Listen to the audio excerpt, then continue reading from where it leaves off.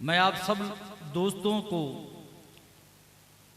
इस बात की तरफ दावत देना चाह रहा हूं कि सियासी जलसे आपने बेशुमार देखे होंगे, लेकिन इस रंग का सियासी जलसा आपने कभी भी नहीं देखा होगा। 70-72 सालों से ये मुल्क जिस कलमे की बुनियाद पे बना था, कुर्बानी देने वालों ने कुर्बानियां दी, गिद्धों ने आके इस पे कब्जा कर लिया।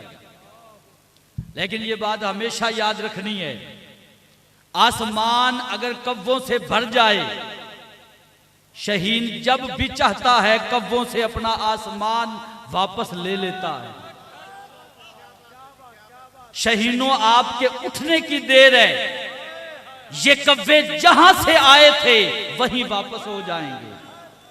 लेकिन शर्त यह है कि शहीन अपनी परवाज में तो आए, बिलाल अपने मकाम को तो समझे, सलमान फारसी जरा उठकर तो देखे, फिर देखे कि ये जहान, इस जहान से आगे जहान और भी है।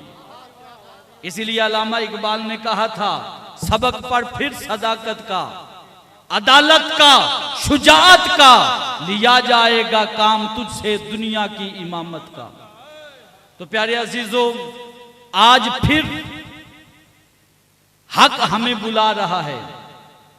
आज फिर अंग्रेज के जुत्ती पालिश करने वालों से, इन जूते पालिशियों से दोबारा मुल्क लेना है, और मुल्क उसी डगर पे चलाना है जिस डगर पे इस मुल्क के लिए हमारे आबाओ अजदाद ने कुर्बानियां दी थी। और ये याद रख लें, मायूसी कुफर से भी बड़ा गुनाह है। मायूस नहीं होना, और याद हम थोड़े से, ये इतना बड़ा माफिया क्या होगा, वही होगा जो मक्के में हुआ था, वही होगा। प्यारे आका करीम सल्लल्लाहु अलैहि वसल्लम खाना काबा के दरवाजे पे आए, उस्मान शहबी दरवाजे पे खड़ा, प्यारे आका करीम सल्लल्लाहु अलैहि वसल्लम ने फरमाया शहबी, काबे के अंदर जाना चाहता हूं। दरवाजे को बंद करके कहता है सारा मक्का अंदर जा सकता है, लेकिन मोहम्मद मुस्तफा आप नहीं जा सकते। तो प्यारे आका करीम सल्लल्लाहु अलैहि वसल्लम ने फरमाया, क्या मैं इस मक्के का बशिंदा नहीं हूं? क्या सारों का इस मक्के पे हक है? क्या मेरा इस मक्के पे हक नहीं? सारे इस काबे में दाखिल हो सकते हैं, क्या मैं मोहम्मद अरबी मैं दाखिल नहीं हो सकता? उसने हाथ जोड़ के कहा जी बिल्कुल बात ठीक है, आप मक्की भी हैं, आप अरबी भी हैं, लेकिन हुजूर मेरी नौकरी है, मजबूरी है। सरदारों ने पाबंदी लगाई है, सारा जहान जाए, मोहम्मद अरबी को अंदर नहीं जाने देना। तो हुजूर पता है क्या फरमाते हैं, उस्मान एक वक्त आने वाला है, इस काबे की चाबियां मेरे हाथ में होंगी और मैं तुझे दूंगा। उस्मान शहबी फरमाते हैं, कहते जो ही मैंने सुना मेरे दिल में ख्याल आया, ये हालात मक्के के अंदर हुजूर तनहा और काबा फतह करने की और काबा की चाबियां अपने हाथ में लेने की बातें कर रहे हैं। यकदम मेरे दिल में ख्याल आया, शहबी ख्याल कर, मोहम्मद अरबी ने कभी भी झूठ नहीं कहा। ख्याल कर, दुनिया इधर की इधर हो सकती है, मोहम्मद अरबी तो दूर की बात, इनके तो गुलामों ने भी कभी झूठ नहीं बोला। तो मैंने फौरन कहा, हुजूर देख लें। हुजूर ने फरमाया, तू मुझे काबे में जाने दे, मेरा फिर भी तुझसे वादा है, तू मुझे ना जाने दे, अपनी नौकरी बचा, मेरा फिर भी तुझसे वादा।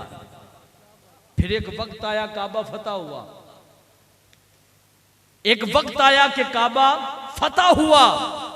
सभी जलीलुल कदर असहाबे रसूल सोच रहे थे, आज काबे की चाबियां हमें मिलेंगी। सभी सोच रहे थे ये ड्यूटी हमें नसीब होगी। आका करीम ने चाबियां हाथ में ली, सारे सहाबा के अंदर हुजूर पता है क्या फरमाते हैं, ये बताओ शहबी कहां है? वो जो काबे का पहला गुलाम था वो कहां है? शहबी आगे आए, आका हाजिर हूं। फरमाया शहबी याद कर वो वक्त और ये देख आज रब का करम। तू तो कहता था ना ये कैसे होगा, तुझे उस वक्त भी खबर थी मोहम्मद जो कहता है वो हो जाता है। ये ले चाबियां, क़यामत तक जो भी तुझसे ये चाबियां वापस लेगा वो मेरी उम्मत का जालिम होगा। 14 सदियां बीत गई उस मां शैबी की, आज भी नस्ल के अंदर काबे की चाबियां मौजूद हैं। आज भी मक्के से किसी में से पूछ लें कि यार ये तो बताओ खाना काबा की चाबियां किसके पास हैं, जवाब आएगा खानदान शैबी के पास। वो यार सदियां हो गई, कहा सदियां तो हो गई लेकिन ये ड्यूटी वापस नहीं हो सकती, इसलिए कि हुजूर की अता ही कुछ ऐसी है।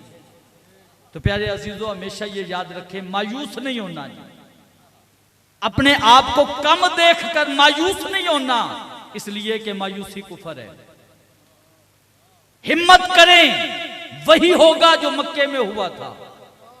हुजूर तन तनहा निकले थे, पूरी दुनिया पे इस्लाम छा गया, लेकिन फिर हुआ क्या, हम शहीनों ने परवाज करनी ही छोड़ दी। जब हमने परवाज करनी छोड़ी, नतीजा क्या निकला, कव्वे आसमान पे छा गए। तो इसलिए आज जरूरत है फिर अमर की कि ये शहीन उठे, ये कलमे के वारिस उठे, सियासत से मजहब दूर ना हो, इस सियासत के अंदर मजहब को बरतरी दे।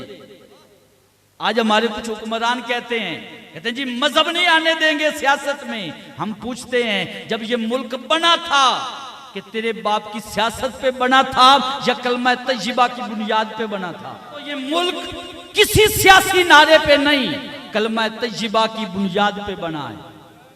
हर गली के अंदर ये नारा गूंजता था, पाकिस्तान का मतलब क्या, दस्तूर रियासत क्या होगा।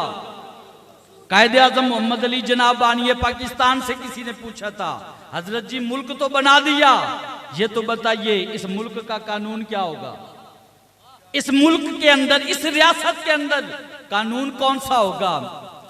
तो कायदे आजम ने जो जवाब दिया ना वो आज भी किताबों में मौजूद है। कहा ये मुल्क हमने जरूर बनाया लेकिन इसका दस्तूर हमने नहीं बनाना, ये 1400 साल पहले ताजदार मदीना दे चुके हैं। हमने कानून बनाना नहीं, कानून बना हुआ है, उस कानून पर इस मुल्क को चलाना है। लेकिन शहीनों मुल्क तो हमने बना लिया, बना के हम सो गए।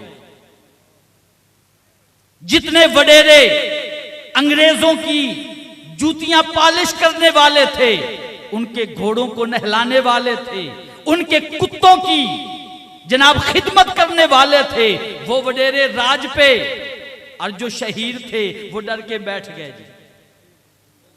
अजीजों, वो फकर जो हमने खो दिया, वो फकर हमने फिर अपने हाथ में लेना है।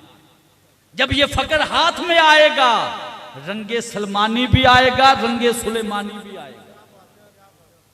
हजरत सलमान फारसी वाला फकर भी आएगा, हजरत सुलेमान जैसी बादशाही भी आएगी। बाद बंदे कहते हैं जी सियासत से मौलवियों का क्या काम। मैं पूछता हूं तख्त पे हजरत सुलेमान का काम क्या था, तख्त पर हजरत दाऊद अलैहिस्सलाम का काम क्या था, जेल में बैठे हजरत यूसुफ अलैहिस्सलाम का वजीर खजाना के लिए अपना नाम खुद पेश करना, इसका मकसद क्या था।